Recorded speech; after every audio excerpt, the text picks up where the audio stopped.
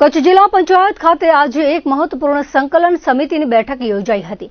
કચ્છ જિલ્લાના પ્રભારી મંત્રી કાંતિભાઈ અમૃતિયાના અધ્યક્ષસ્થાને મળેલી આ બેઠકમાં કચ્છના સાંસદ વિનોદભાઈ ચાવડા અને જિલ્લા પંચાયતના પ્રમુખ પ્રભાબેન હુણ સહિતના ચૂંટાયેલા જનપ્રતિનિધિઓ તેમજ વહીવટી તંત્રના ઉચ્ચ અધિકારીઓ ઉપસ્થિત રહ્યા હતા।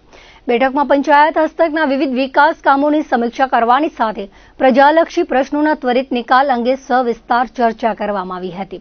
ચાલુ ચોમાસાની સિઝન દરમિયાન કચ્છ જિલ્લામાં નહિવત વરસાદને કારણે ઊભી થયેલી પરિસ્થિતિ અંગે બેઠકમાં ખાસ ચિંતા વ્યક્ત કરવામાં આવી હતી। વરસાદ ઓછો થવાના કારણે આગામી સમયમાં ગ્રામીણ વિસ્તારોમાં ઘાસચારાની અછત સર્જાય તેવી સંભાવનાને ધ્યાને રાખીને અત્યારથી જ આગોતરું આયોજન કરવા પર ભાર મૂકવામાં આવ્યો હતો। પશુધન માટે પૂરતા પ્રમાણમાં ઘાસચારો ઉપલબ્ધ રહે અને માલધારીઓને કોઈ પણ મુશ્કેલી ન પડે તે માટે વહીવટી તંત્રને સજ્જ રહેવા સૂચના અપાઈ હતી।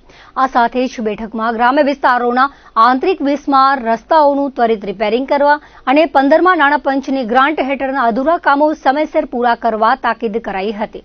ગ્રામીણ કક્ષાએ આરોગ્ય કેન્દ્રોમાં જરૂરી દવાઓનો જથ્થો ઉપલબ્ધ રાખવા તેમજ ચોમાસા દરમિયાન રોગચાળો ન ફેલાય તે માટે આગોતરા પગલાં લેવા ચર્ચા કરાઈ હતી।